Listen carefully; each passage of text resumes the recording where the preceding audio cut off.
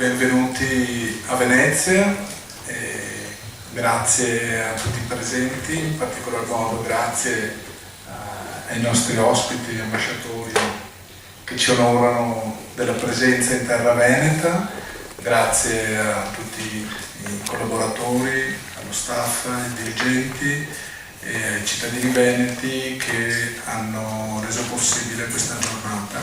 Come inizio, diciamo, della giornata è nostro piacere fare un piccolo omaggio e un segno di benvenuto agli ospiti che ci onoriamo di avere qui con noi oggi.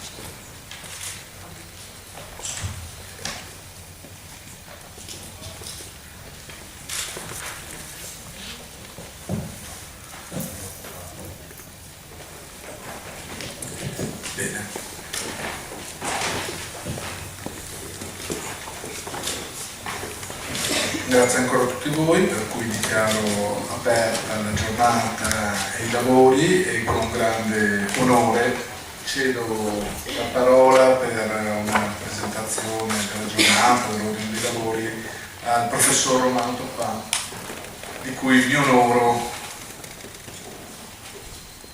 della presenza e a cui cedo volentieri il microfono.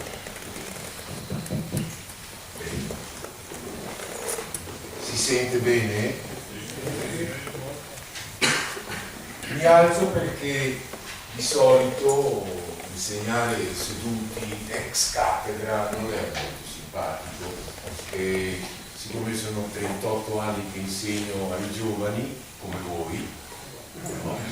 Allora per tenerli svegli mi alzo in piedi anche per vedere chi dorme. Uno dei miei allievi è stato Gianluca, per cui tutte le cose che avevi da criticare su di lui è colpa mia.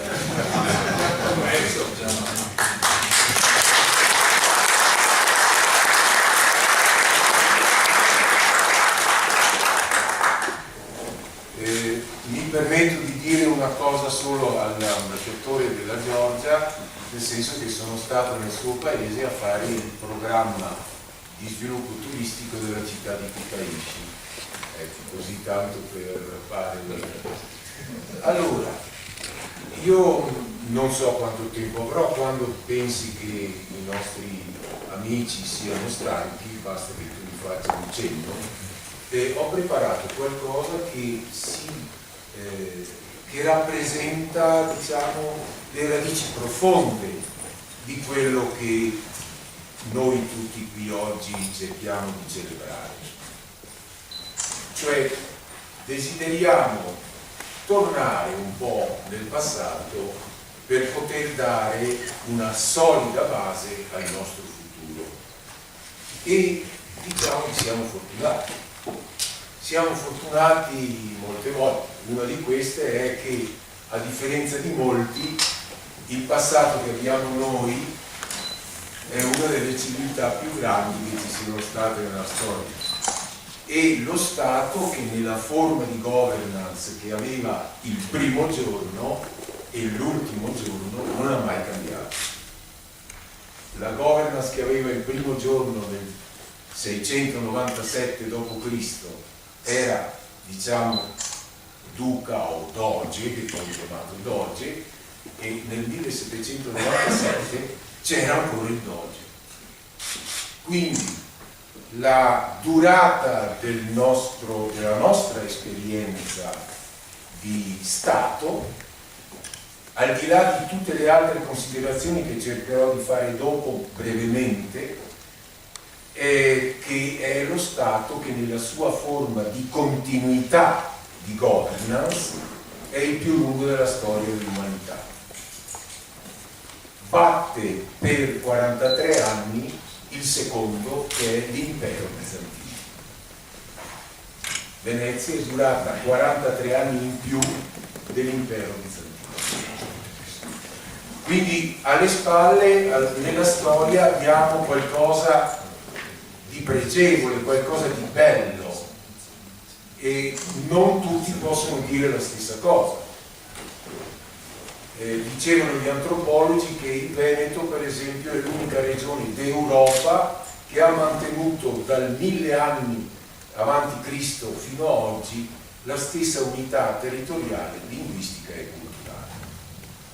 E se ci pensate è vero, perché molte altre regioni sono state invase, hanno cambiato, sono state tirate di qua, tirate di là, angioini, spagnoli, eccetera. Noi invece abbiamo avuto per una cinquantina d'anni gli austriaci e siamo caduti anche bene, perché gli austriaci governavano bene, però non così bene come la Repubblica di Venezia. Andiamo avanti. La grande civiltà, andiamo avanti, faccio molto rapidamente, l'ho fatto in inglese per gli amici ospiti, se ci fossero, for the guests coming from abroad, ma ho l'impressione che gli ambasciatori capiscono l'italiano meglio di me, quindi ad ogni modo l'ho fatto in inglese per loro. Allora, Venezia è originale, l'ho già spiegato che è una esperienza di continuità dalla caduta dell'impero romano fino ad oggi, e ha, come dire, ereditato un po' il know-how dell'impero romano, per esempio nell'edilizia, e noi possiamo dire che se Venezia sta in piedi è perché Venezia, o coloro che fondarono Venezia, si sono portati dietro il know-how dell'impero romano che, dice Frederick Lay, uno storico inglese, è tuttora l'impero romano imbattuto a parità di tecnologie disponibili, per esempio nell'edilizia. Poi è in altri 5 settori, ma non voglio annoiarvi perché non è il caso di parlare dell'impero romano. Venezia percepiva se stessa come serenissima, e quindi il segreto del successo dei veneziani era lo stesso che permise a un gruppo di persone non tanto affidabili, tra l'altro, che si erano rifugiate perché rifiutate dagli Etruschi e rifiutate dai Latini, si erano rifugiati in una zona molto poco salubre, che era il Tevere e i colli, ma avevano una cosa che gli altri non avevano, una grande stima di se stessi.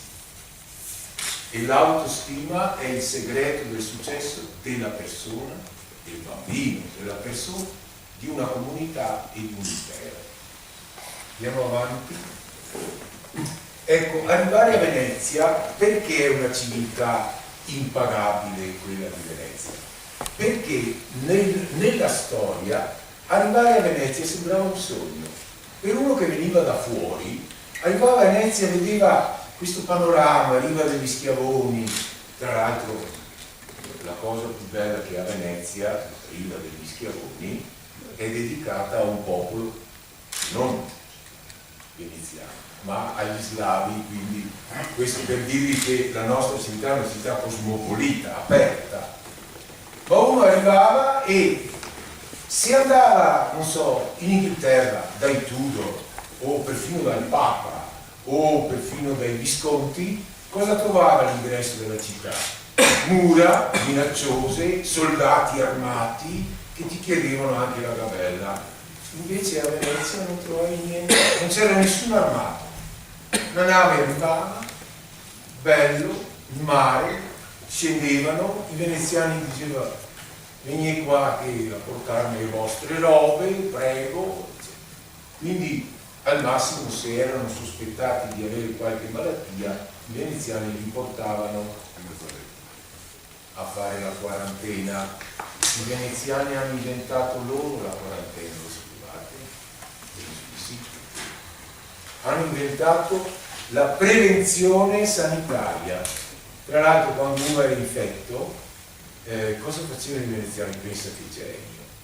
Non li mettevano tutti insieme nei cameroni, ma li facevano dormire in barche separate, una barca qua, una barca là, per cui le isole sembravano circondate da uno sciame di api, che erano tutte le barche in cui quelli che si era sospettato di non stare bene e quindi non potevano infettare gli altri o chi, ed erano tutti a carico della Serenissima.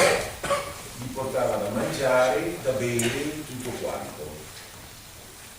Tanto è vero che quando arrivava qualcuno di nuovo, quelli che c'erano già andati arrivai a Pucagna, perché erano gli unici che erano sicuri di mangiare 3 volte al giorno e quindi si avevano la disgrazia di non stare bene, però insomma almeno andiamo avanti.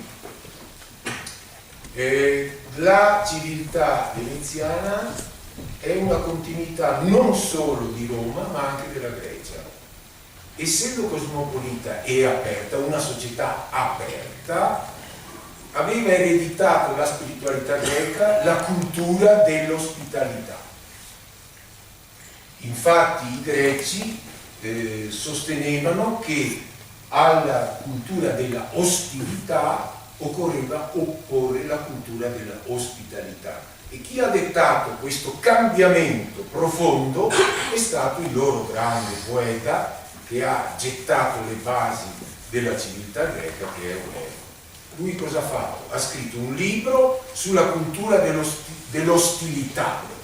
Canta mio Dio del pelire Achille l'ira funesta, dicendo non dovreste fare così, anche perché poi Omero simpatizzava molto più per i troiani che per i greci, perché Achille era un narcisista odioso, Agamennone era un semo, e insomma se la leggete bene quasi nessuno degli eroi greci viene fuori con una bella figura, mentre la simpatia di Omero va a Ettore.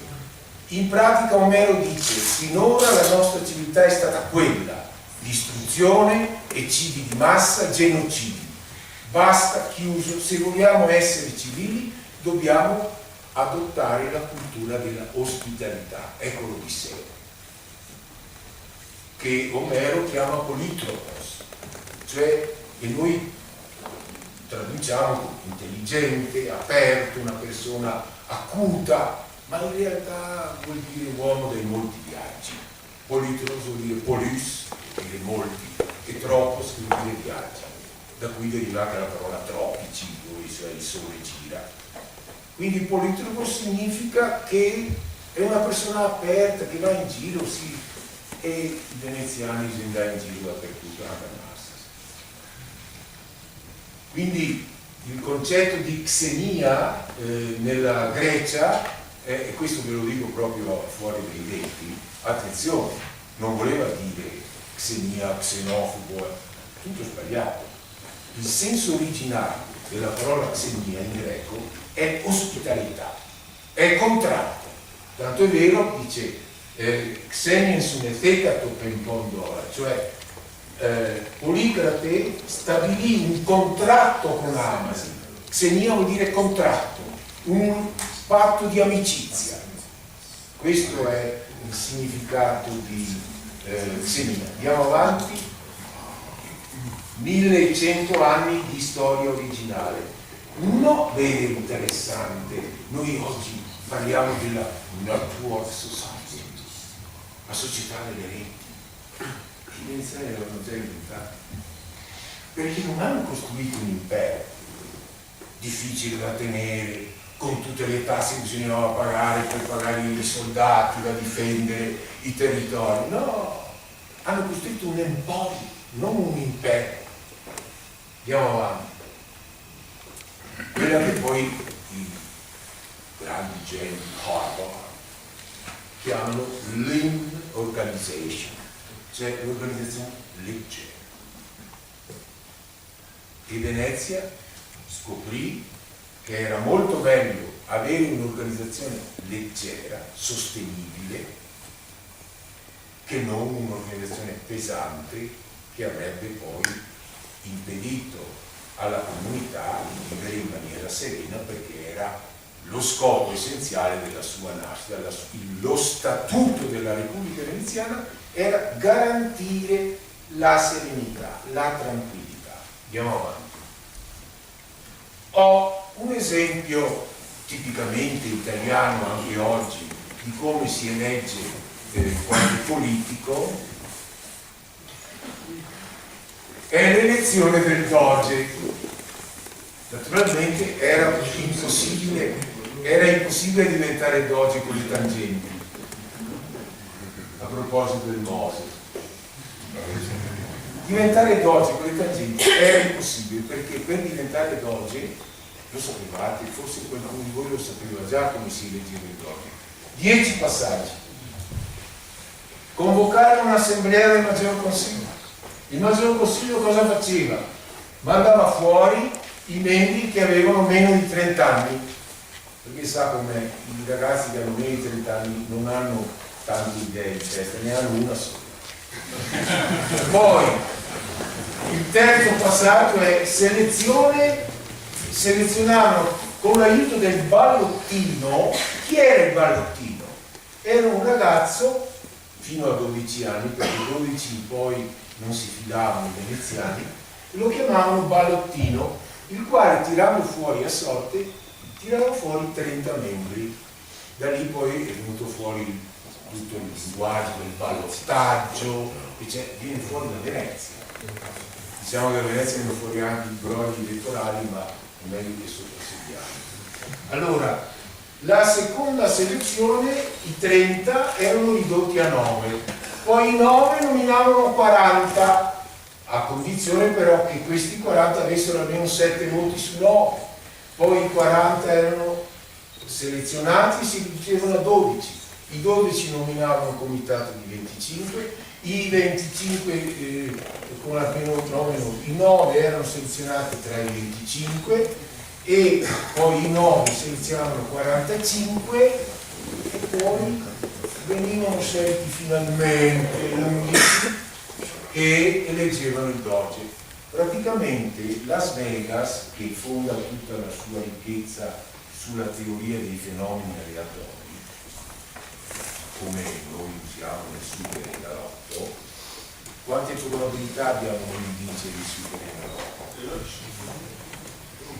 Ecco, i veneziani ancora meno, per cui uno non poteva neanche proporsi di diventare Doge. E chi si è proposto, i veneziani cosa facevano? Indovinate cosa facevano a chi si proponeva e addirittura magari voleva che facesse il Doge suo figlio, come recentemente è successo.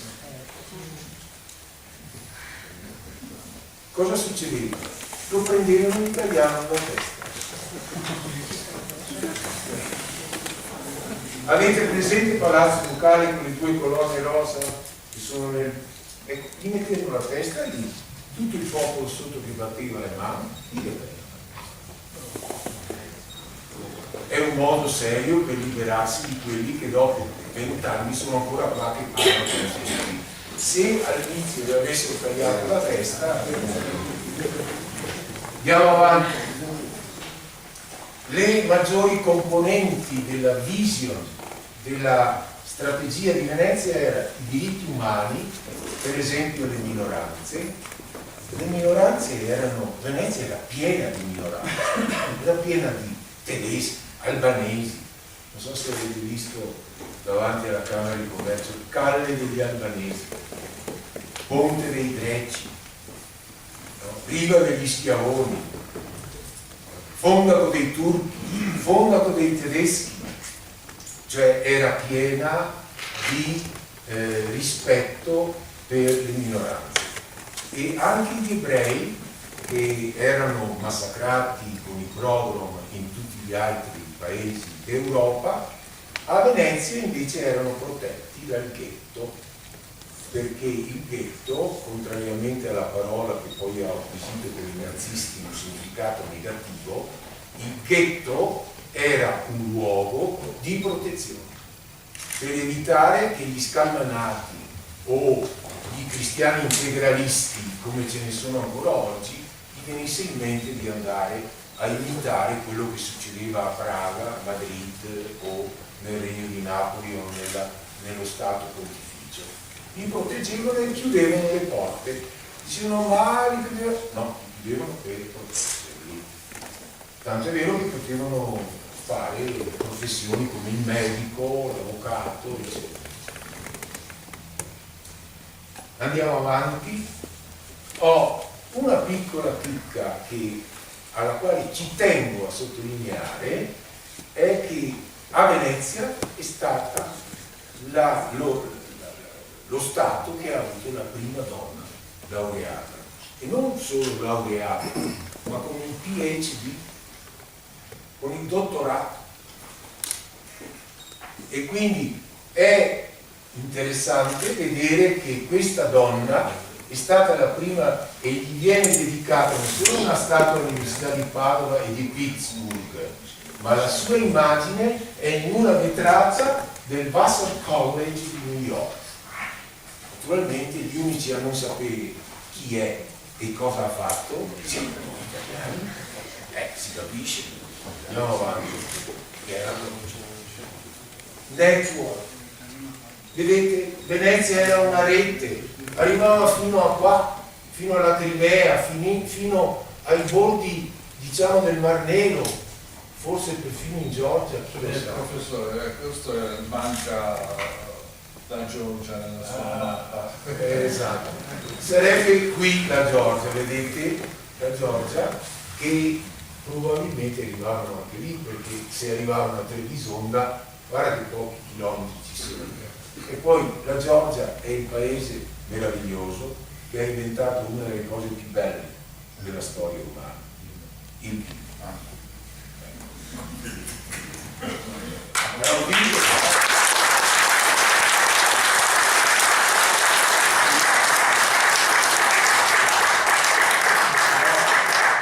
Devo dire che per fortuna i georgiani non hanno messo il berretto al vino, perché se no noi che cosa facevamo? Noi bene? Andiamo avanti.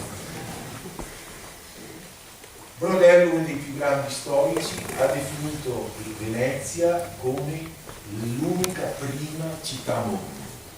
Quella che noi oggi pensiamo che sia New York, per esempio, eccetera, ma dice la prima città mondo è stata Venezia. Lui era innamorato di Venezia, il più grande storico del Novecento, quindi Fernando Brodello. Andiamo avanti.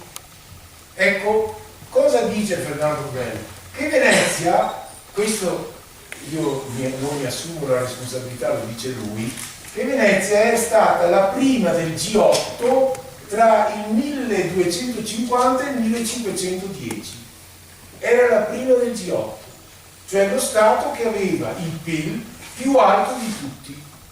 E poi Brodello aggiunge: siccome la ricchezza è come una casa mobile che ora va di qua e ora va di là, poi si è spostata il centro finanziario e economico del mondo. Da Venezia si è spostato prima ad Anversa, poi ad Amsterdam e per finire a Londra in Inghilterra e poi in America.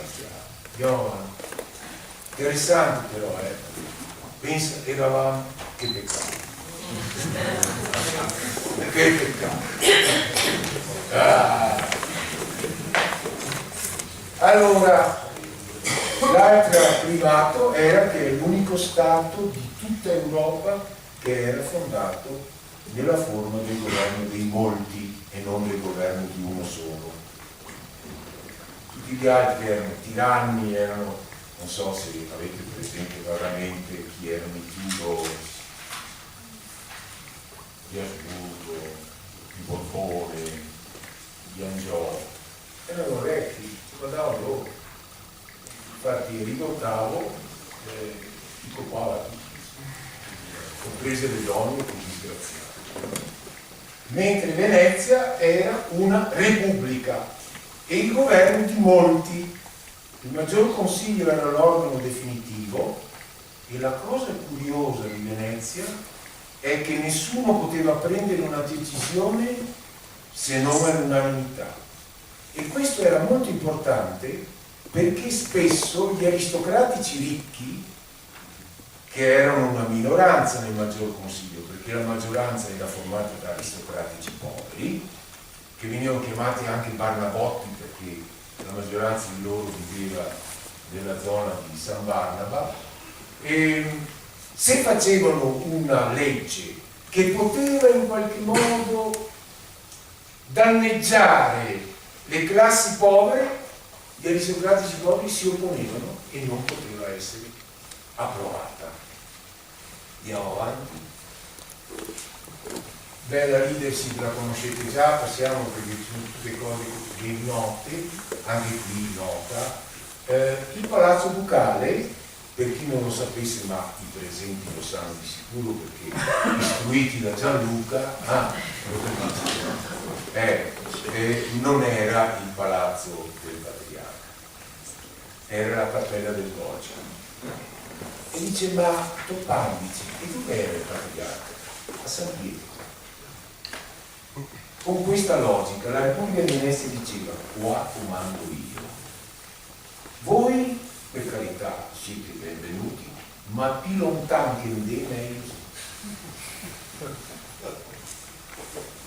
Un'altra cosa, è l'unico Stato d'Europa nel quale l'Inquisizione non poteva fare torture o interrogatori, se non torture mai, ma interrogatori da soli mai, se non con la presenza obbligatoria di 2 funzionari della segreteria.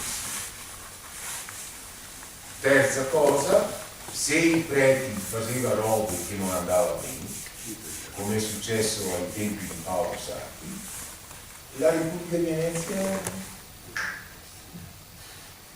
Giulio II ha mandato l'interdetto perché la Repubblica aveva messo in galera e fatto fuori 2 preti perché avevano, e ha detto no, i preti dipendono da Roma, no, i preti dipendono da qua. Ha mandato l'interdetto e il Senato della Repubblica ha radunato il patriarca e i preti, ha detto così intendevo fare, non di più messa eccetera, e i preti veneziani hanno detto ma no, scherzo, mi altri continuiamo perché se ne fregano di Giulio II che era un delinquente, voi credete che fosse un delinquente della Roma, era un assassino, un delinquente. Andiamo avanti, non voglio scandalizzarvi. C'è qualcuno di voi che si scandalizza? Meno male. L'Arsenale è dove la Venezia ha inventato ISO 9001. Naturalmente tutti dicono oh che bella scoperta, c'è stato, come si chiama, quello là che ha inventato, eccetera. ISO 9001 è inventato dalla Repubblica di Venezia. Andiamo avanti.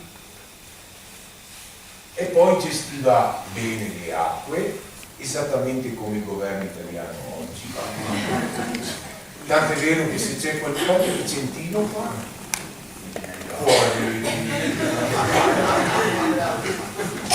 Beh, se fossi io, tutti i vicentini dovrebbero raccogliersi in preghiera dalla mattina alla sera a pregare che torni la Repubblica di Venezia.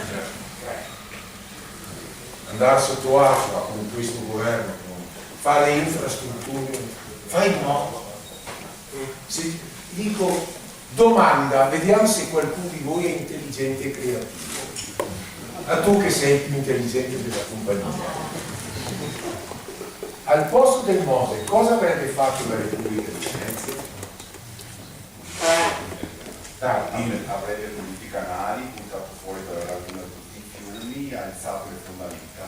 Beh, in parte l'aveva già fatto, sì. Ma supponiamo che cosa faceva? Hai ragione. Puliva i canali. E perché puliva i canali? Che cosa cambiava quando veniva l'alta marea se tenetti i canali? Cosa cambia? Che l'acqua va all'anno invece di andare qua. Secondo, noi grazie al conte Volpi di Misurata, un altro delinquente, abbiamo inventato ai bordi della laguna il waterfront più bello del mondo poteva diventare. Ha fatto cosa? Ci siamo capiti. E quindi per l'obbligo di passare chi passava dalle bocche di porto? Le petroliere. Ma per far passare le petroliere le bocche di porto cosa hanno dovuto fare? E quando uno ha un buchetto così in una botte esce uno zampillo, ma se uno fa un buso così in una botte esce tutto il colpo, no? Per cui l'acqua che viene dal mare, quando c'è alta marea, entra a precipizio velocemente perché c'è un buco enorme. La Repubblica di Venezia avrebbe detto: primo decreto, proibito entrare a tutte le navi che sono superiori a un pescato di 10 metri. Secondo, se il buco c'è, basta riempirlo con una cinquantina di milioni di euro, si riempiva fino a una certa ora. Si diceva ai signori che passano con i mostri delle crociere: sì, andate, ma Venezia vive di crociere, ma chi l'ha detto che viviamo di crociere? Siamo persi, andiamo avanti. Molta importanza dava ai mestieri. I capitelli di Palazzo Ducale sono pieni di... Non li avete mica visti voi, no? Tu l'hai visti, i capitelli di Palazzo Ducale. C'è un bastone. La maggioranza dei capitelli sono scolpiti in mestieri. Ce n'è uno addirittura 2 volte che è il Tagliapiera, perché era il mestiere fondamentale di Venezia. L'unico mestiere che non c'è, cos'è l'avvocato, il notaio, l'agricoltore, l'unico mestiere che non c'è è il dottore, il medico. Perché i veneziani dicevano: e solo abbiamo noi altri il potere, ma il nostro potere non vale niente se sotto, nelle colonne, non siamo sostenuti dalle piccole e medie imprese, dall'economia, quelli che dicevano i tabelle dell'Italia. Loro invece di ricevere le tabelle dell'Italia ricevevano la scultura nel capitello di Palazzo Ducale, che è l'unico palazzo del potere al mondo che è vuoto in basso e pieno in alto. Perché è vuoto in basso? Perché potevano entrarci tutti. Non c'era le gazzelle con la sirena, non c'era niente. Una vecchina voleva entrare nel portico che c'è sotto il Palazzo Ducale, entrava, non c'era polizia. Venezia amava le arti e i mestieri e li metteva sui capitelli del Palazzo del Potere, e i medici non erano messi lì perché dicevano: i medici non ci fidiamo tanto. C'è qualche medico paesano?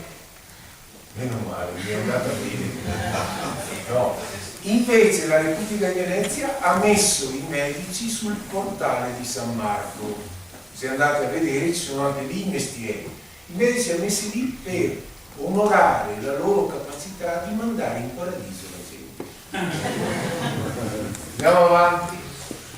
Le scuole, avanti, quelle cose che conosciamo già, vai avanti. Ecco le comunità estere.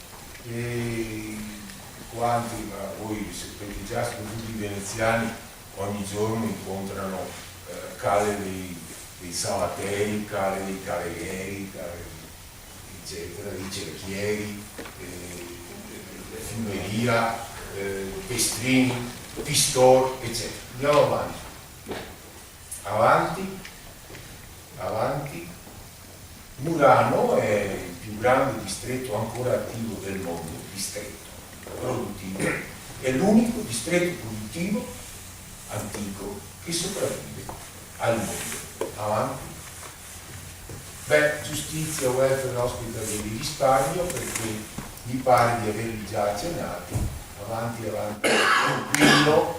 Le ville di Venezia sono interessanti perché sono le uniche dimore storiche di patrizi, che, attenzione, non erano feudatari, perché il feudatario implica una gerarchia di imperatore, re, principe, duca, e vate la pesca tutti l'elenco dei parassiti, no?